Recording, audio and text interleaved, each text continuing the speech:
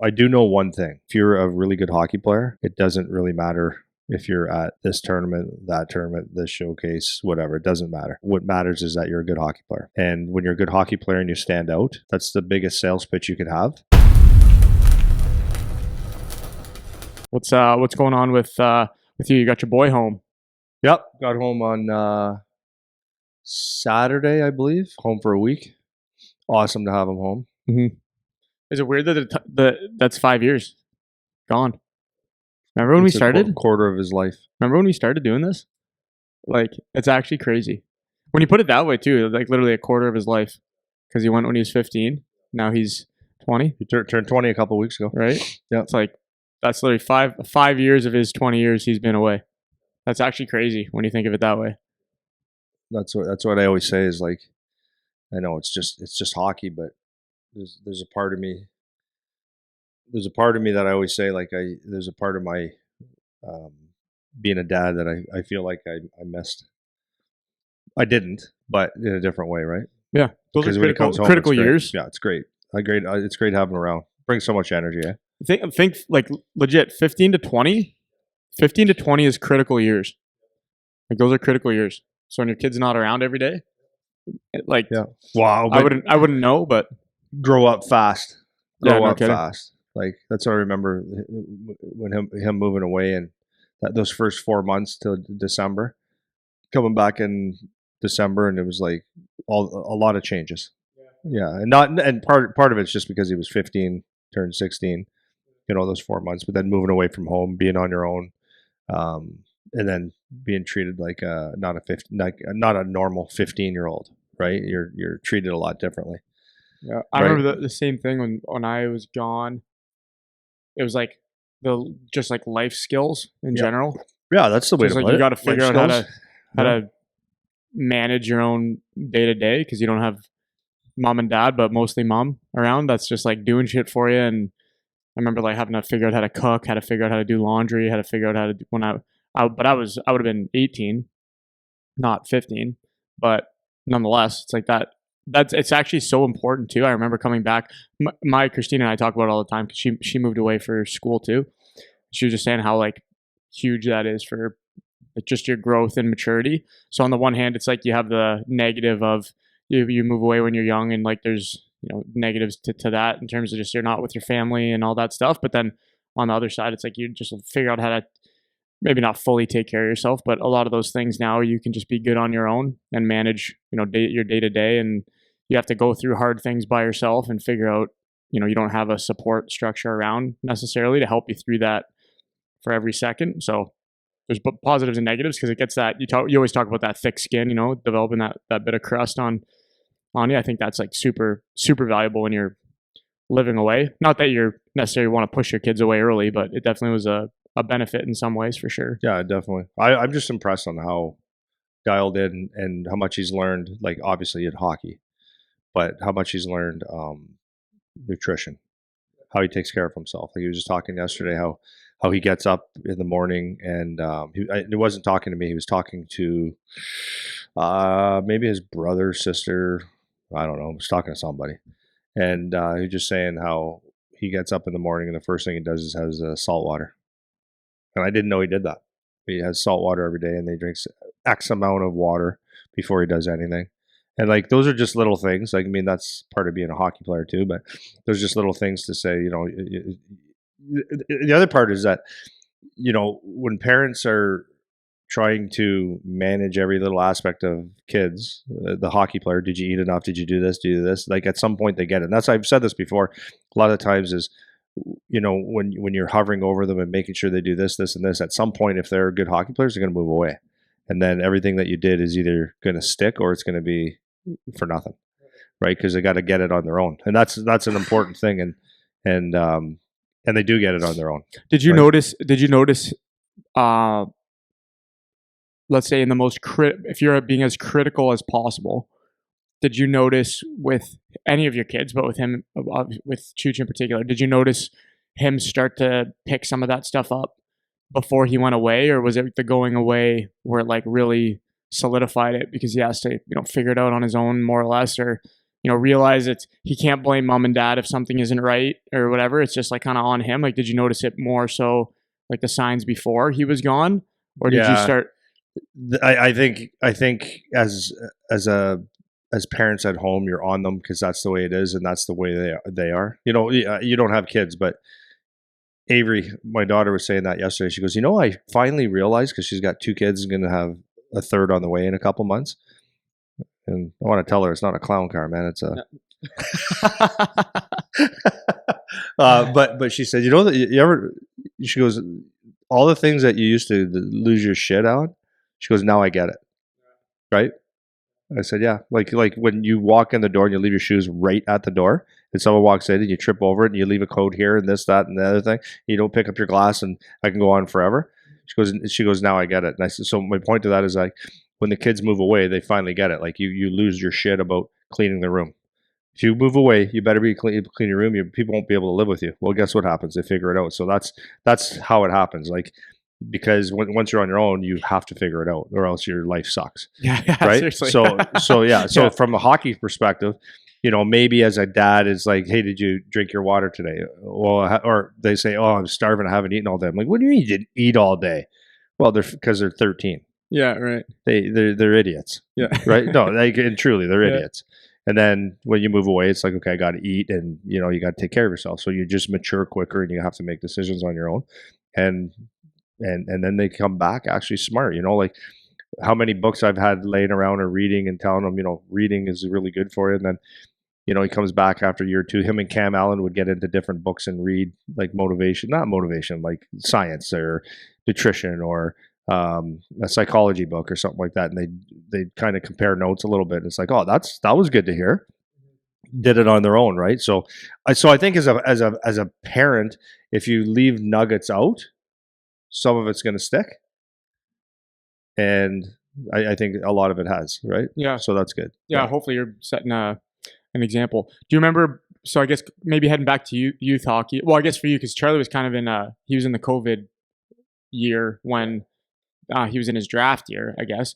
But leading up to that, I guess in the draft year too, you can kind of gauge a little bit. But what was his preparation and stuff like going into those tournaments, like at that age? Like, well, yeah, tournaments, big games, like whatever. Like, what was the preparation like for him at that age? Because I always find this to be an interesting conversation, because you get some parents that are like so serious, and then a lot of it doesn't necessarily matter that much, and then you get some that are not serious at all, and that also matters, right? So it's like, what do you remember from back in like the AAA days, going to like some of these tournaments and stuff like that?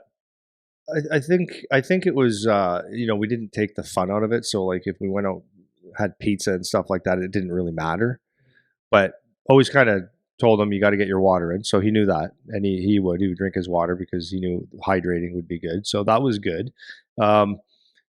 Try to eat something a little bit healthy. So he experimented, if anything, what kind of, and that's what I'll give him credit for. He was aware of things, whereas a lot of kids just aren't aware.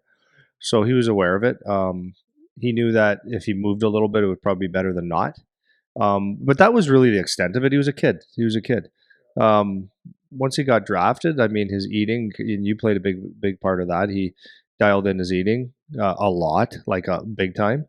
And then you go away and you learn from your coaches, and like there's I think there's like 6 or 7 different 8 people, probably 8 or 9 different people in Guelph that were around to give advice. I mean, you have a mental strength coach, you have your 2 coaches, you have your coach, you have your GM, you have the president, and different people hanging around to, and then you have a chapel, which is just, it's not church, but sometimes it is, but it's more of someone that just talks to you about a former hockey player, or someone that just talks about life, and and it could be nutrition. So you learn a little bit here and there, but you got people that you're always bouncing off of, and then you have a leadership group. So you'll see someone that was drafted in the first or second or third round that takes care of their body, and you might go, or has habits, stretching, all these things that you didn't think that was that important, and then you see the habits, and you go, okay, that's what it's like to be a really good player. That's what you have to do, or that's what they do. I'm going to try it, and then you start seeing things that work for you. So it's like experimental. and then you start picking up habits and you start seeing what works and what doesn't. If you're alive, and I always said that, if you move away for 4 or 5 years in junior hockey, 3, 4, 5 years, and you don't meet people or you don't learn things, then that's on you. Yeah, That's on you. it's. I always like try to. It's a hard thing to balance because on the one hand, you get the guy like I'm thinking of kids going to tournaments and stuff when they're like around draft year and all that stuff because everybody's so worried about getting recruited and being seen and exposure and like all these words, and you get like the too serious guy where it's like you're so like on the one hand it's like yeah, you want to be dialed in, you want to make sure you're taking care of what you're supposed to take care of, and whether it's nutrition or sleep or whatever. But then you get the guy that's like so serious, but they're not actually good necessarily. Yeah, lots of those guys. So it's like you want to best you can increase your chances as much as possible by doing the right things.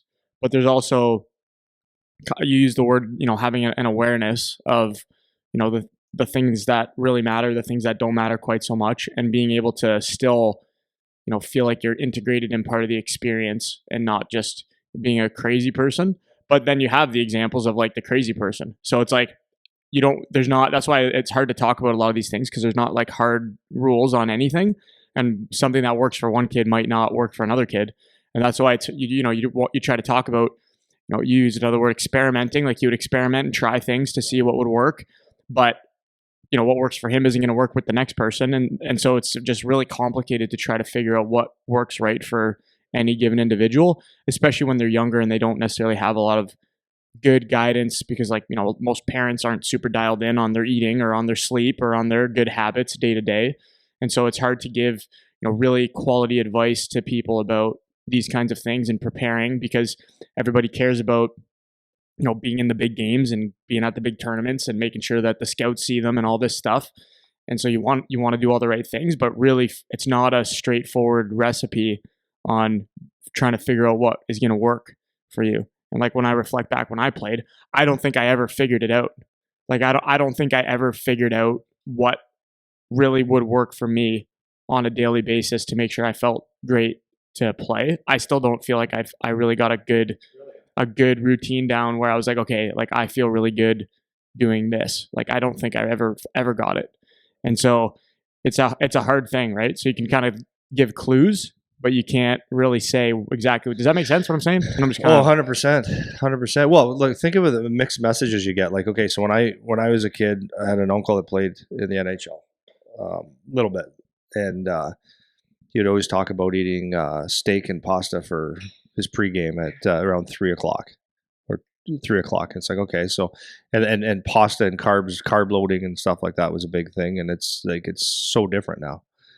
As we've learned, like, and I'm not totally detailed on that. If you have what you put in the night before and the day of the game is actually important, and the right fuel. So, and we're funny. We're talking upstairs. We were walking up the stairs yesterday. And we're talking about eating something. I said, I just eat a lot less now. Like I just, I don't feel like I have to eat as much as I used to. And he was just saying like, yeah, same with me. He goes like the night before a game, I eat quite a bit. And then the day of a game, he goes, I hardly eat at all. Like not hardly eat at all, but he has a breakfast and he eats by 1:00. And so he figured it out. That's a hard thing to do, right? Yeah. Yeah.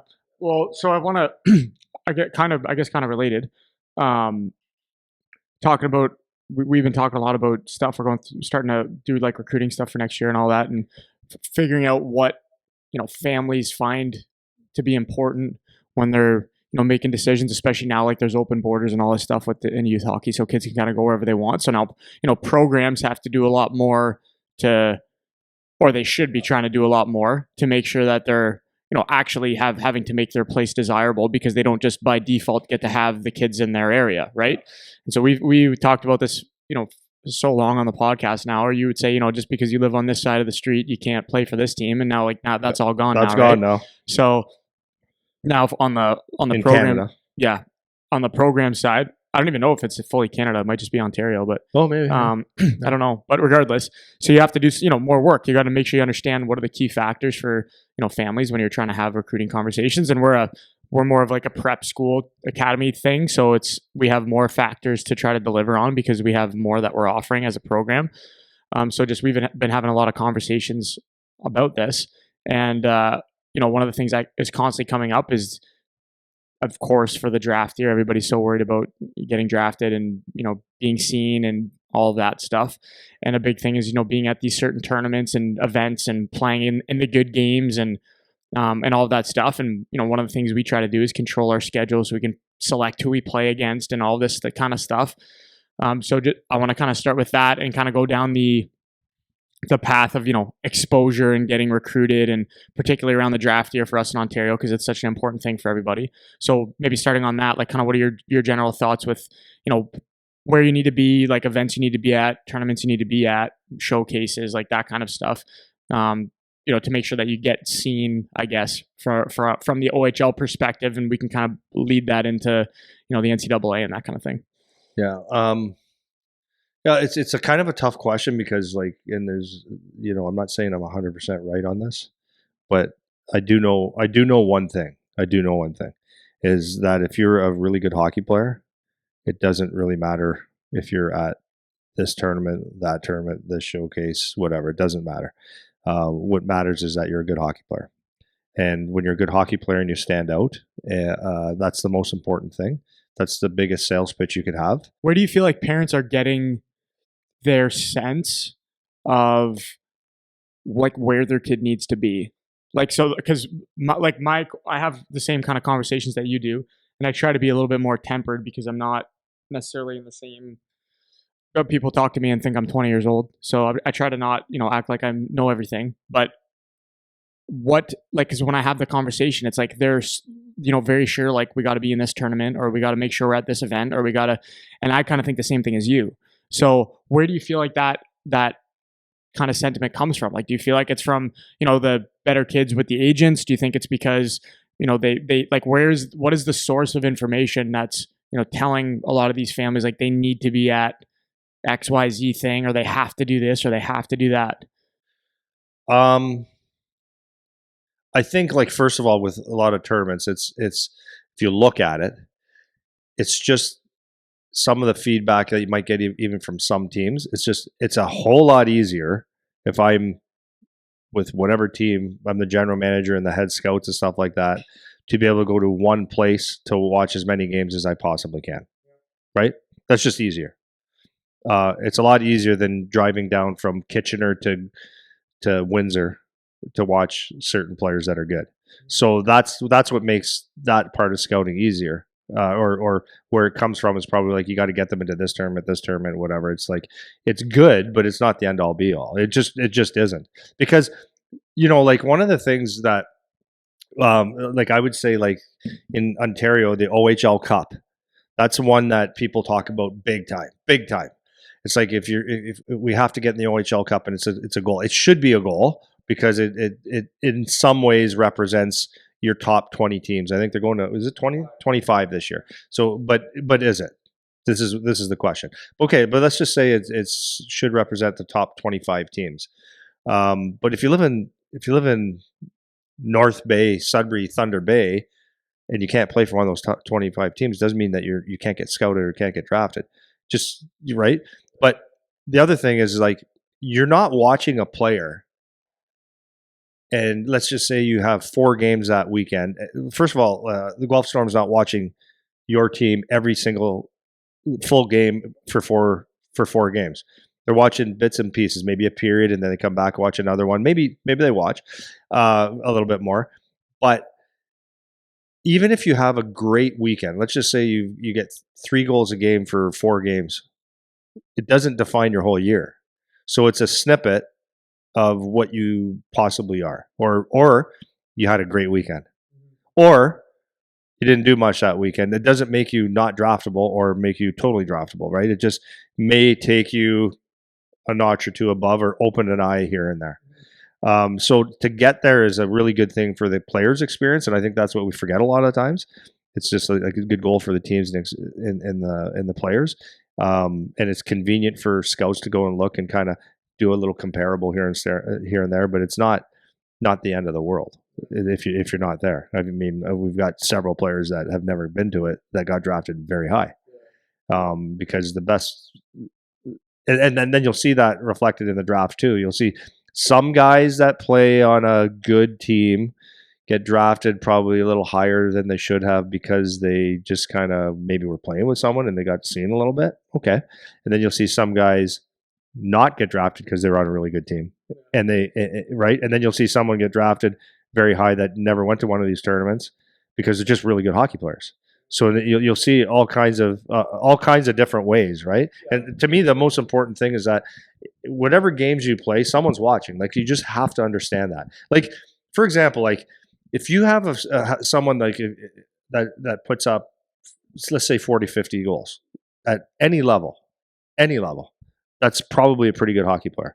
Like even if you're in house league, I'm not saying you're getting drafted out of house league, but I'm saying a house league, someone that scores a ton of goals has probably got something good. So it opens some eyes, and then maybe you could look and say, "Oh yeah, but he whatever."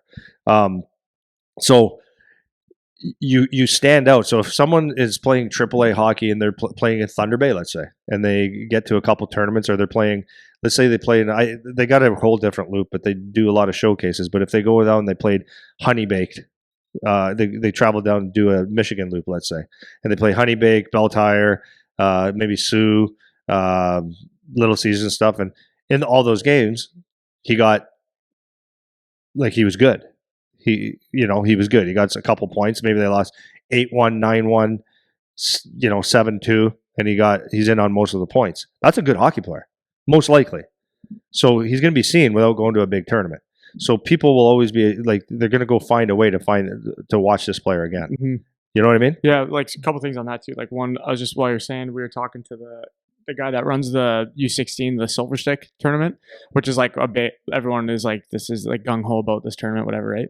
And he was saying to us on the phone that when somebody can check this, because I don't know 100% if it's true. It's just what the tournament organizer was saying, is that Connor McDavid didn't play U16 Silver Stick tournament, which is like, I guess the next biggest after the OHL Cup from what people talk about. It's like early on in the year. And that was one. Second thing was, maybe it was last week, there was like a Tuesday night game here, Tuesday night U16 game for AAA in Windsor. I think it was Windsor and Sarnia or whatever. Two teams that are not like necessarily top end teams. And there were guys here watching. 100%. Saw them upstairs. Like they were there. 100%. Random Tuesday night. Yeah. Like, Yeah. And then, I guess to your point about, kids from out of town, like that are doing these different loops and stuff like that. I talked to one of the guys that works with the OHL that does like the committee thing to like decide who goes to the OHL Cup, whatever. And like I had him just because I was curious, like for our U16s, like you want to, do your best to we still want to get our guys in these events and all that stuff too, right? Just because the travel for us is not that challenging and they're good events and all that. And so I had him look at our schedule and we weren't in Silver Stick this year. We could still go to OHL Cup. That remains to be seen. But then we're in, like there's the Marlies tournament, there's the Peterborough tournament, there's the Waterloo tournament, there's like a whole bunch of other tournaments we could go to. And he just looks like, yeah, like this is more than fine. Like you have tons of opportunity for guys to see you. Yeah. See, the thing is that people have to also remember too, is that because you could take it very personally too. When you're in the draft, let's say that you are the best forward in the draft, and it's like let's say top couple forwards in the draft. It's pretty evident. You're 6'2", 6 feet, 6'2". You got some size. You can skate, can move the puck, you score goals. You do a lot of things right. Like you're just one of the top forwards in the to be recruited or to be drafted. It doesn't really matter if you're a top 5 pick, let's say. It doesn't really matter that you're the best forward necessarily if the team that is picking first, second, and third are looking for a big D. Unless you're that overwhelmingly good. So you also have to remember that when you're playing, this is the truth. All it takes is one person to like you. You don't have to have all 20 teams. In the NHL, you don't have to have 32 teams. My son found that out, right? You need one person to believe in. They watch you, and they go. So you play a tournament. It might be the most insignificant game or tournament or something that you've done. Might be you think it's just, it's a Thursday night in Chatham, and the Saginaw Spirit are there watching, and they go, I like this kid. and then they follow you around and watch, and they take notes, and they keep building. They start building a book on you. They go, "This is the kid I want on my team." And whether that's first round or 12th round or whatever, it's the same thing. So I would say that if you're playing for a small center, or because not everybody could just move away, right? Like this would be the greatest place for everybody to play because of all the things that we have, but not everybody could come and send their kid away at 15 years old, and they just can't afford it or don't want to do all that kind of stuff yet. So that doesn't mean that you can't or play in the GTHL. Right? It doesn't mean that you can't get drafted because you're not playing in the premier AAA league. Right. So someone's going to see you if you're a good player, or you have habits that they like, or they see a future in you, and they're going to watch and then keep notes on you, and you will get drafted if you're draftable. Yeah. Period. And if you're not draftable, you won't be. Yeah. Whether you play on the number one team in the league or the worst team in the league, it's either way. Yeah. So this kind of goes to my next point. So I was going to go to what are the scouts actually watching when they're at the games. So now there's kind of two sides. On the one hand, there are so many players for people to expect that the maximum amount of due diligence is done on every individual player and that there's no mistakes. Like, obviously that's not the case. So that's one side. I'm not going to go that direction for today. But the other side is kind of to your point. If in the first 5 picks they're looking for a defenseman and you're a forward, you're not getting picked. And like these are the factors that I don't think really resonate with people. Like one of the things that with at U18, like not an OHL team, I had an issue recruiting because I needed to find a left-handed defenseman. So like if you're a right-handed defenseman and you're really good, I would still want you, but I would prefer to have a left-handed defenseman. So all things equal, or maybe even if the right-handed defenseman is a little bit better, I still might take the left-handed defenseman because I need the left-handed defenseman. Like right now on my team, I have 12 forwards and one of them is right-handed. You know how challenging that is? Yeah. So for power plays and stuff right? like that. So it's really challenging. So for a lot of these teams, like and like handedness is just one factor, right? So when they're going in to look for certain players, if in 15 rounds, let's say on average every team has 15 picks, maybe, right? Maybe they have a little more, a little less, depending on what their trade is like, or their trades were like. They might be each year looking for specific sets of things, and so maybe in the first round it's let's take the best guy, but once you get down the line, it's like, hey, we have 3 right-handed defensemen right now. We have nobody in junior B that's right-handed. We have nobody that's been a pick over the last 2 years that is a right-handed 6'2" defenseman. Maybe that's what we're looking for. And so when people are gauging, like, you can, because this happens all the time, like guys, they evaluate the draft and look at who got drafted where, and they're like, well, I'm better than this guy. I'm better than this guy. I'm better than this guy. It's like, maybe just overall, maybe you're a better player, but maybe you don't have a specific attribute that they're looking for. So even when you go to these events, right, and you think, okay, we're playing at the Silver Stick, we're playing at the Marlies, we're playing at Peterborough, we're going to the OHL Cup and all of that stuff. This is going to be the thing that helps push, my kid over the edge to get drafted, or get more of our guys drafted or whatever. It's like maybe it helps because you have more, everyone at the same place watching a few extra times. But overall, like it's not going to be the factor.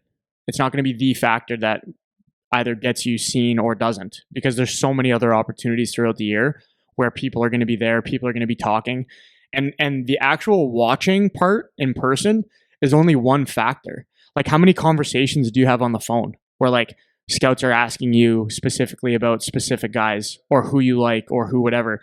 All of like the instat and stuff that goes around, like the video and all that you can watch. Like, scouts don't necessarily have to be at a lot of the games. Like they can watch all your games. For like almost every team that we play against uses Instat, just like us. Like every watch team, every one of your shifts. You can watch every single shift. You can watch it. It doesn't matter where you played.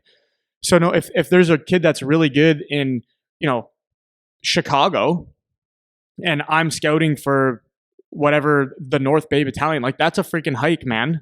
So like, is the GM getting down to Chicago to watch the kid that's there? Probably not. Probably not. Maybe there's an opportunity at one of the tournaments where he can see him, but then what's he going to do to make a judgment? He's going to watch video. Yep. That's what he's going to do. You got to check and yeah, he's going to call people. Yeah. He's going to say, like, ask about the kid and stuff like that, right? So there's more than... Or, to the point earlier, I really like this kid. I am going to go out and see him again because I want to make sure I'm right. Or what am I missing? So, like, that's the point. That's the point. It's like when someone sticks out, it's like, okay, I need eyes on this kid. Yeah, so it's they're looking for that consistency over time. You know, they want to see like consistency throughout the year, and it's more than just what event you're at. You know, so anything else on that piece of it? Because I want to go back to like the agent stuff again. No, I'm good. Sure. I'm good. So the other part of it is like, this is another. We could probably do like a whole conversation just on this, but there's a piece of where people think about the kid needs to be promoted, right? Like doing the most we can to have the kid pushed out as much as possible. And to a certain degree, I think that happens where like maybe there's certain teams that are trying to push certain kids and give them more opportunity and whatever. But how significant is the promotion piece from your perspective? You know, if you want to get an agent, if you want to get an advisor, because you think that equals promotion and people calling for you and that kind of stuff. Like, what are your thoughts on that? As I said earlier, the best promotion you could ever do is be a good hockey player. Like, play the right way, have good body language, like do all the little habits that you possibly can. Good team, bad team, whatever. Be consistent in being good at hockey, and that's the best promotion you can ever have. Because at the end of the day, if I'm calling about a player and you're a GM or a coach, I'm representing them. I'm probably not calling you with, I've got a player that I don't think is very good. Yeah. Right? Yeah. Right? Yeah. And then if you say, well, I've heard that his attitude's bad. No, that's wrong. I'm not going to sit there and beat up on my kid because that's the promotion. So if you're listening, right, you're sitting there, okay, your kid's the best player ever. How come I've never heard of him and stuff? It's like, we'll make that judgment call because they hear it all the time, right? Like I even have, sometimes we'll shoot the shit with a GM or a scout and we'll be talking. And then when they ask me something, I'm very careful now what I say. And not because I'm saying anything wrong, but because I know what they don't want to hear. They don't actually want to hear my in-depth analysis of all the things they do because they're going to see and have their own thing. I might point out, yeah, good skater, really competes hard. You know, I think you'll like him. Good attitude, like a few things like that. But it's a pain in the ass when someone gives you the detailed scouting report and you're not a scout and you don't actually have a report, right? So promote yourself. You have to promote yourself. That's the number one thing. Sorry to cut you off. Yeah. Why do you think so many kids have them now? Like, why do you think it's like every kid has an advisor, has an agent, has whatever? And like, I think like I can play both sides of this one too, right? Like, so if I take the example of like the young kid that's just the best of the age group, exceptionally good for where they're playing and all that stuff, they have an agent, and I can see that because it's like, okay, these kids and these families are going to get bombarded with opportunities. They're going to get bombarded with people telling them this and that and wanting this from them and that from them and trying to get a piece. And I almost think of it as like a layer of protection where it's like you have somebody that, you know, maybe has, again, in the best light, they're, you know, reputable. They've done this before. They have a slew of clients. They've been doing it for a long time, and they can help navigate the space and deciding, you know, what to do and where to go. But now it's like every kid has an advisor, every kid has an agent. And I'm not saying it necessarily negative, because for some people it's like, if you have the money to go spend on having someone make phone calls for you, maybe that's helpful, right? Yeah, certainly can. But like, what do you think is the reason that so many people have them or think they need them or whatever now? Because it wasn't really like that, like really not that long ago for me. Like when I was playing, it wasn't really like that. It wasn't like every single guy had an agent or an advisor or something like that. But now it seems just like every kid has one.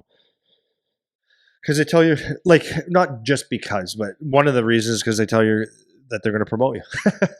Again, people don't know necessarily the difference, right? But I think, number one, I think people have them so early. Number one is because people have them so early.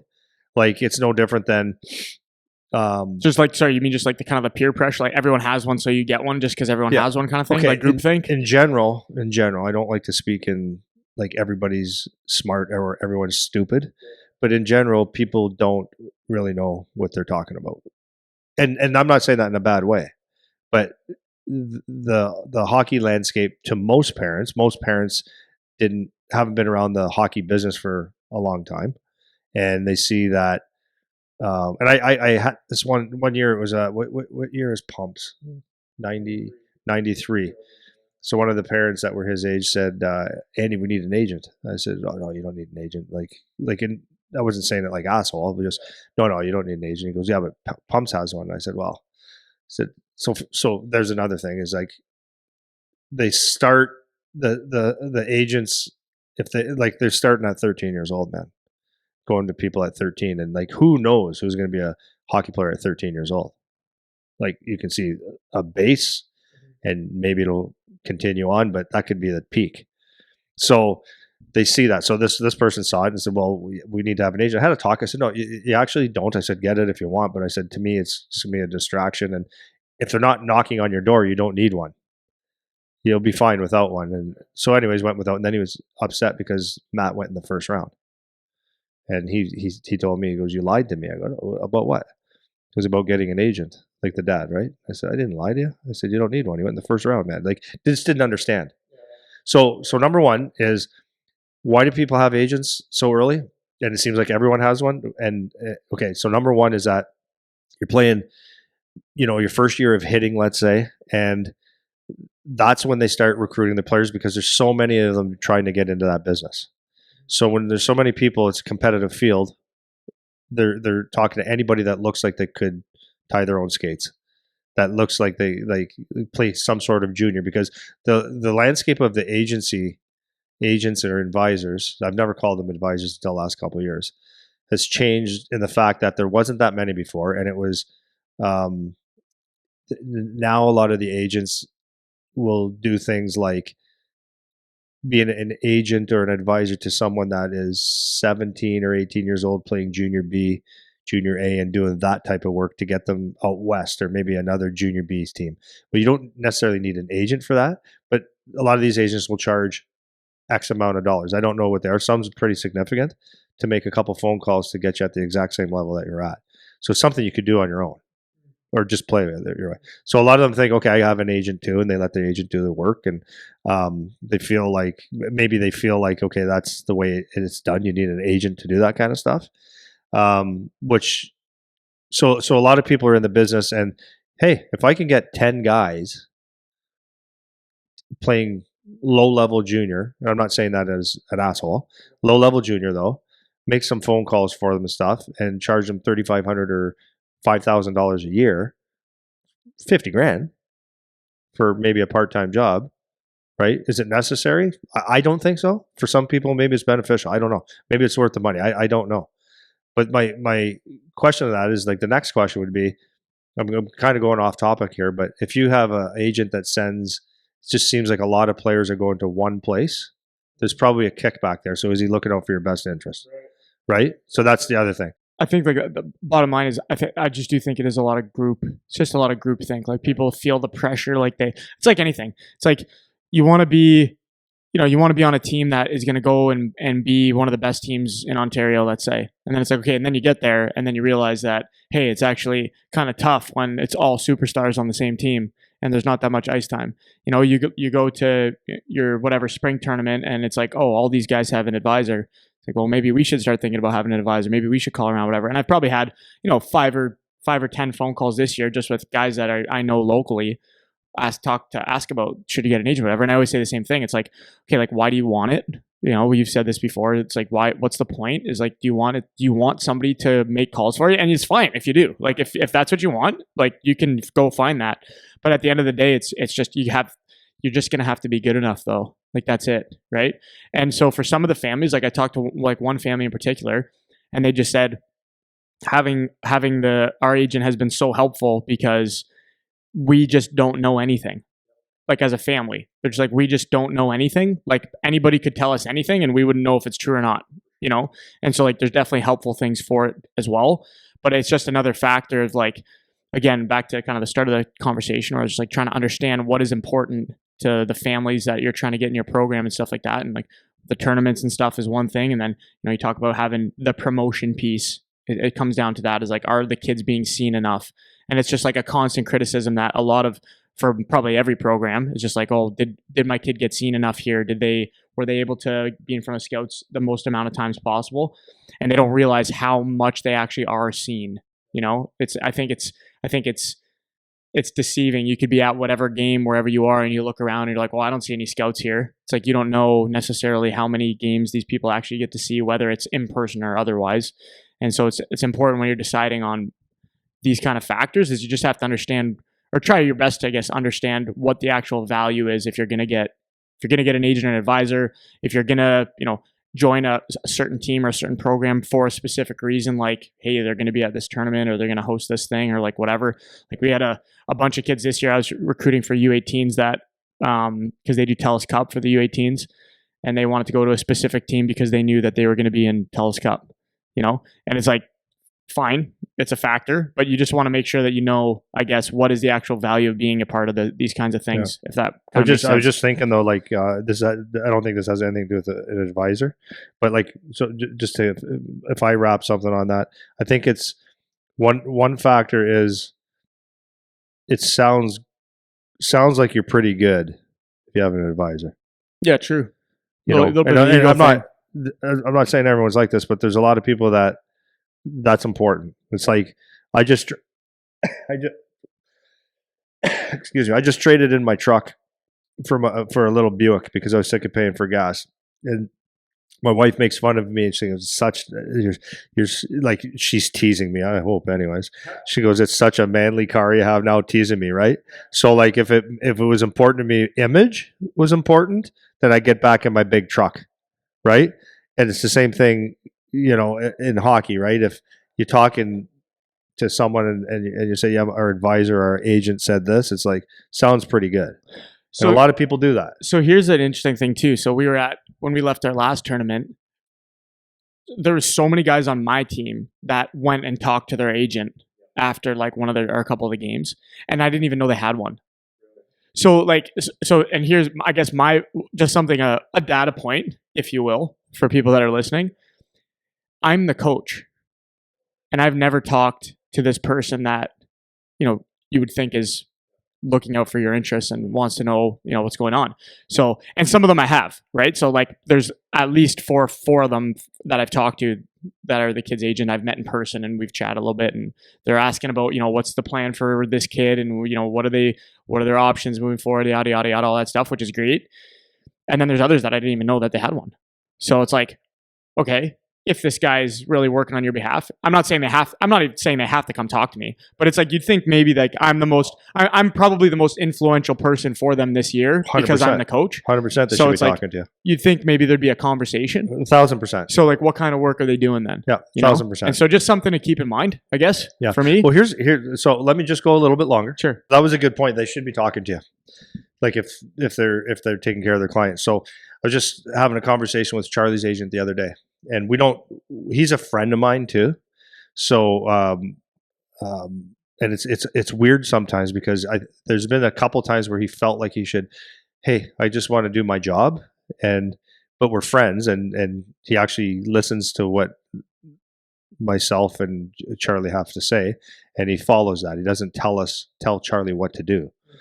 And it was a couple weeks ago, and he's been now in the last little bit, he's been very useful. So the best part about Ian, Ian came from the NHLPA. He was the executive director of the NHLPA, and he has a lot of NHL players, and he knows a lot of the ins and outs of the business. Obviously, right? Knows what's going on, has a good pulse on things. And there's certain things where he's talked to me, I'm like, and then there's certain things I go, okay, that makes a lot of sense. But he bounces things off to me. Anyways, we were talking a couple weeks ago, and he was talking about, he goes, I finally get to like almost do something with you guys right now. I said, yeah. I said, but this is the important time. There's a time when the contract came for the OHL where we could have did it on our own, but like I was kind of was happy to have the business side be the business side. Yeah, you don't have to do anything there. I don't want to be involved in that stuff, because if it comes down to a situation where the team is the team is treating my son unfair, like necessarily not unfair, that's not the thing. If things aren't going the way it needs to go, and you don't want to have a relationship with your coach and GM where you're arguing. Like you can have conversations. I've always encouraged my son with that. But if it comes down to like it's like now it's business decisions, that's where it's nice to have a third party. So that's never had to happen, right? So, but when the contract was there, it was all done. Okay, thank you. For the next 4 years, there's really nothing you can do. My son had to play, and he didn't get drafted, and then he got drafted because whatever the reasons, right? So the last little bit, we had to have some conversations a little bit. First thing was ask my son. I asked my son, not me, because he's 19. He was 19 years old at the time. Do you want to take the calls for Ian, or do you want me to be in the middle and relay? He goes, yeah, you do it, Dad, because you could kind of process things. You could talk to him a little bit better and just get the information back to me. And it worked out well. But Ian said, okay, cool. That's what we're going to do. He said, for one, I think it was Justin Brazo plays in the NHL. You know him? I just know the name. Yeah. His dad doesn't even know who Ian is. He goes, I talked to the Justin guy like never. Just gets the contract done. What the bottom line was this kid was a 6'5" player that just mucked it out, and there he is, playing the NHL. So it's not the agent that's going to get you anywhere, right? Yeah. And like I said, and then the bad part of the part that I think that could be negative is like agents can they do. If you have an agent, they do have some not control, but they can manipulate things a little bit, right? Because if you're one of the better players, sought after players in the league, and I have a player over here on another team that's not things aren't going well or are going well or whatever, and if you want this guy, you won't get my players again, or I'm not going to deal with you nicely or whatever, right? So it's just. That's the part. But I think the other thing too is to understand, like, I'm just thinking you're talking about, like he didn't necessarily have to do much for like a few year period. The other that just triggered me to think like there's also like timelines for things of like when things will happen versus not, and some people just aren't aware of those things. So like if you're even like U15 AAA, not U16, like the year before, it's like. The reality is there's just not like a lot of people that are going to be there to watch your games yet. Like some will be there to watch. Yeah. Some people are going to start to kick around. Yeah. And that's the 1 year before, right? 2 years before, 3 years before. It's like, how much time do you think these scouts have? Like, how much time do you think they have to be at games and go to spring tournaments and like all this stuff, right? So that doesn't mean nobody's watching. I'm not saying no one's watching. I'm just saying like the volume is much less. So like, are you expecting to be contacted before you're in your draft year? Like, are you expecting like if in September of your draft year that OHL team should already be talking to you? It's like that's not really the timeline of when those things start to happen. And then with schools, the NCAA schools and stuff like that, like it's a much older league, so things are even could be 2 years down the road unless you're the most top end guys where it's like their stuff always happens early for the best of the best guys. But for kids that are at schools, like when you might never have a conversation until you're like in grade 12 or later. You might not have a conversation until you're 20. Yeah. Right? Yeah. And some of those conversations, I left this out. One of these conversations is going to piss people off a little bit, maybe, or maybe not. But I think a lot of the conversations when you do have with your agent, because you don't call an agent, like this is what I've found in junior hockey at least. You don't call your agent when things are going really well. Yeah. Right. Yeah. I scored 3 goals today. Like tap me on the back. Yeah. Right. Now the agent might reach out and say, "Hey, good job, man. Like, great, whatever." But when you typically when people think they need their agent is when things aren't going perfect. So let's just say we're in the OHL and you're on the 4th line and you didn't see that coming, or you got bagged, or you got scratched, or you aren't scoring goals, or a series of negative things, right? You think should be here and here. The conversation that the agent should be having with you should be very similar to the ones that I would have with my son. I'll get that in a second. Or what your coach should be having with the kid. Okay, what does that mean? It means what? Okay, let's just say you're in a situation you think you're going to be better if you got traded to Sarnia or some other team. Okay, I got to get out of here. I want to get on a better team. Okay, that conversation should be, yeah, let's get you out of here. It should be, okay, why do you think that's better? what can you do to make yourself better? Are you playing good enough that you would be a trade valuable in a trade? Or do you think you're just going to get traded? You have to play a certain way and go through a series of let's try to fix this, and have an attitude where, okay, maybe longer term approach or a different look at things is like, maybe I'm missing something here as a player, and work at it that way. Yeah. Not just say, okay, yeah, let's get out of here, right? You know what I mean? So I think it's a very important that an agent has those conversations, and that's what I've always liked about Charlie's agents. When he talked to him, it was never, it was always like he'd give him maybe an article on one of his players that did this and this, or a hard work thing, or a hard work this, right? Working out, and those messages were always good messages. So I got, I guess, one more piece I was going to talk about is just the parent side of it, like the parent involvement, because obviously parents are instrumental to, making decisions, whether it's where you play, scout or agent advisor thing and all that. I guess to start off, my thought process would be that there's not like a whole lot a parent can do necessarily to, open a door or like get your kid opportunities, but they can definitely close the door, right? So I guess on the parent side of it, in terms, when we're bundling all this stuff together, like everyone gets really consumed with, and I'm not saying any of this negative or like critical, because I can appreciate the situation that the parents are in with their kids, and you want what's best for your kid, and you want the most opportunity and all this stuff. But when you're looking at what like being productive as the parent is versus, possibly being counterproductive, then there's a couple things that would stand out when it comes to, trying to promote your kids or being too involved. And so for you, like, what are some of the things that stand out, I guess, on the parent side?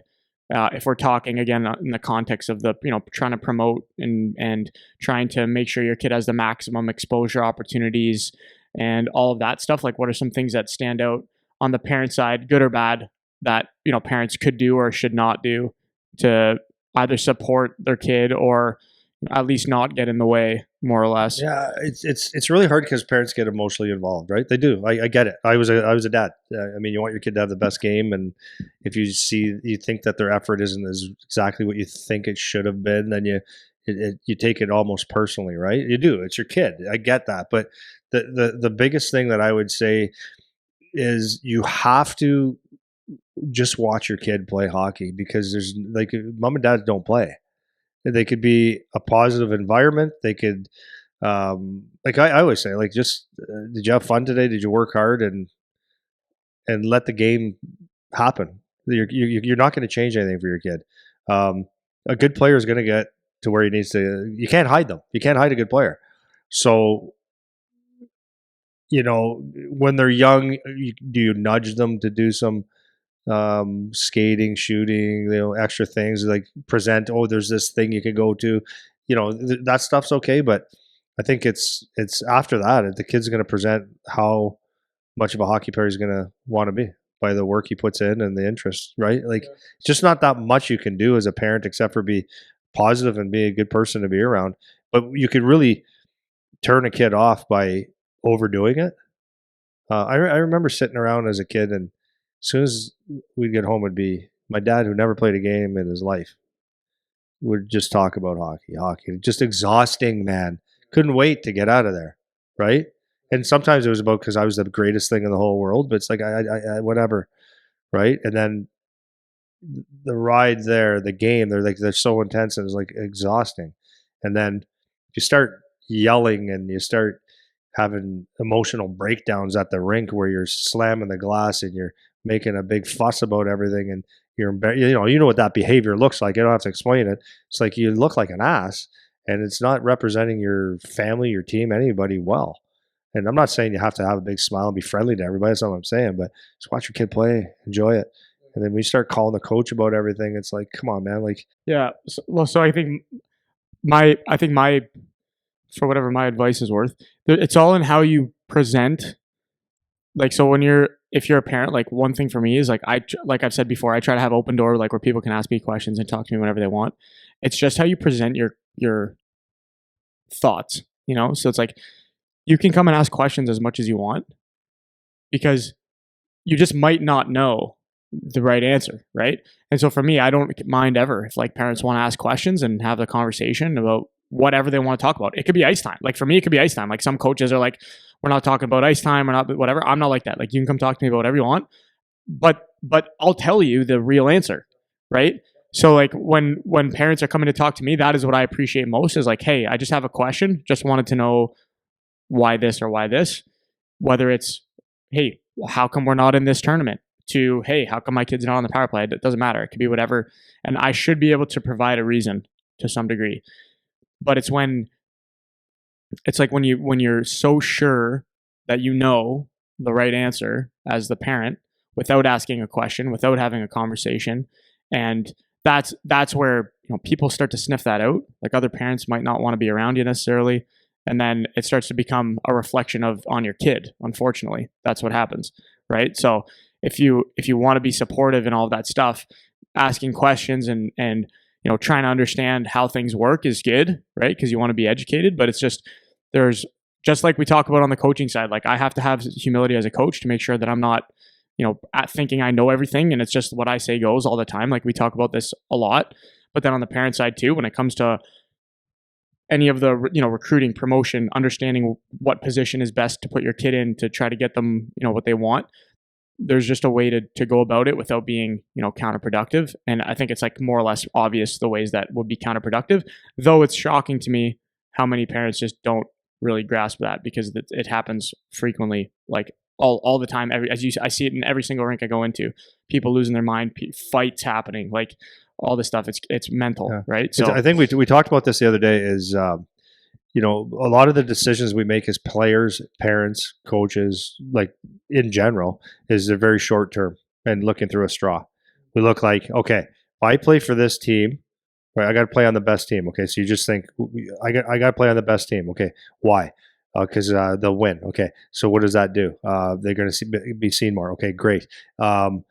What does that entail? Got to move somewhere. Okay, all right. And you go through all these things, and they're thinking short term, like, okay, what's best for my kid this second? Well, they might be sacrificing 10 years of hockey for one decision, right? Like you can make the best. This is the thing about you can make the best of with what you have. You really can. We talked about that the other day. Is like you have to find the good and make the good good. Right. So like whether you're playing in a small center, bad team, great team, whatever, you got to find a good thing. So let's go through that. You're playing for a bad team. Okay. What's my job now? Okay. I got to perform. I got to do, all those hardworking things and then try to make other people better and stand out in some way. Maybe I carry that team or I compete so hard against these good teams that everybody in the rink goes, holy crap, that kid works hard. Okay. So that's good. That's good. If you play on a really good team, maybe it elevates your skill and it brings out another side that you never really had or really shines. Okay, that's good. What could be really bad about that, though, playing on the best team, is that there's 3 or 4 other guys just like you, and now you're not sticking out like a sore thumb. You're just blending in.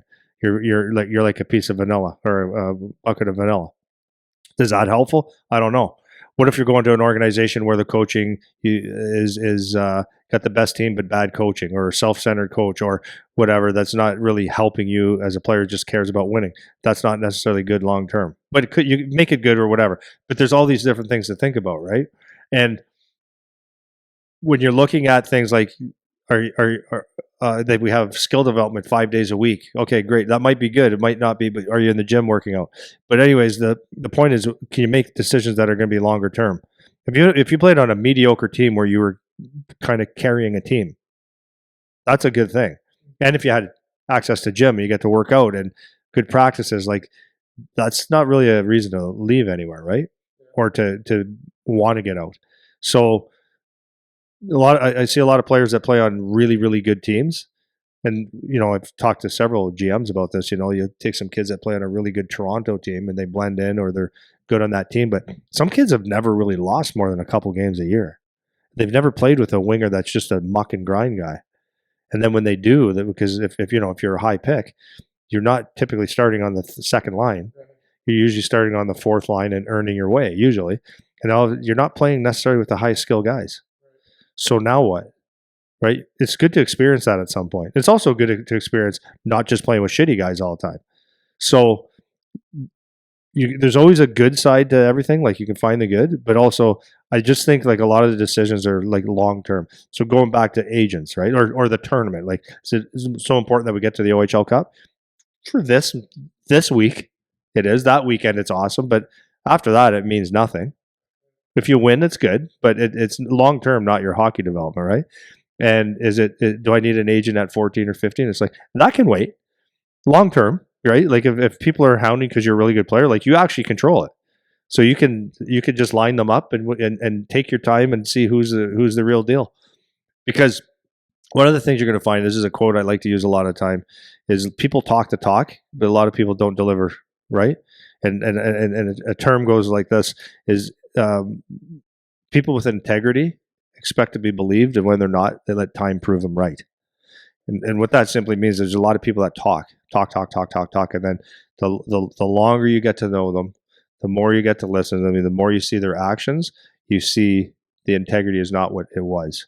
So if you take the first person that comes to you and says, I'm going to, and I say this to everybody, don't listen to me the first time.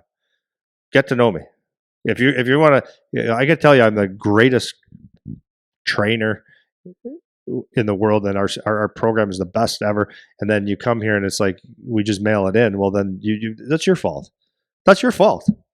Do some research, do some background check, go find out what the real deal is, right? So that's what I always say to people, not always say to people, but that's something that I live by, is like, people with integrity expect to be believed. So I say, I'm going to do something. I'm going to do it. If I say that I'm going to work with your kid, I'm going to work with your kid. If I say this, and this, I'm going to do it. But you'll never know that the first time out. But over time, you're going to see who has the integrity. So you have an agent or coach recruiting you and stuff like that. You don't have to be in a rush. If you have to rush into this situation, probably not for you. Time will prove who you are. And that's with everything. So people are telling you, I'm going to do this for your kid, this. Okay, cool. Put that in the bank. We'll see. We'll see if he calls back in a month. See if let me check. Who else have you talked to? Like, because at the end of the day, like with an agent, they work for you. You don't work for them. So you don't owe them anything. And I'm saying that like there's a ton of very good advisors and agents that do really good things. And the ones that have stuck around, I shouldn't say this totally, but for the most part, the ones that have stuck around, they have an integrity piece, or they're just really good at getting a job done, right? But they don't stick around. Like if someone's been in a business for 2 years, that's not even I mean, I can't say they can't be an agent or it can't be a coach, but that's not even a litmus test yet. Like if someone's been around for 15 years, 20 years doing a job, and the track record is mostly positive, because it's never going to be always positive, because it's hockey or it's life. People have something, you're going to screw up, or something didn't go right for everybody. But over time, that's where you're going to find out who the real deals are. Yeah. Does that make sense? It does. Makes sense. Very cool. Well, we've been going for over an hour, so I think it's time to stop. Okay. Merry Christmas. Happy New Year. Thank you. You too. And all that jazz. Yeah. And we'll see you guys later.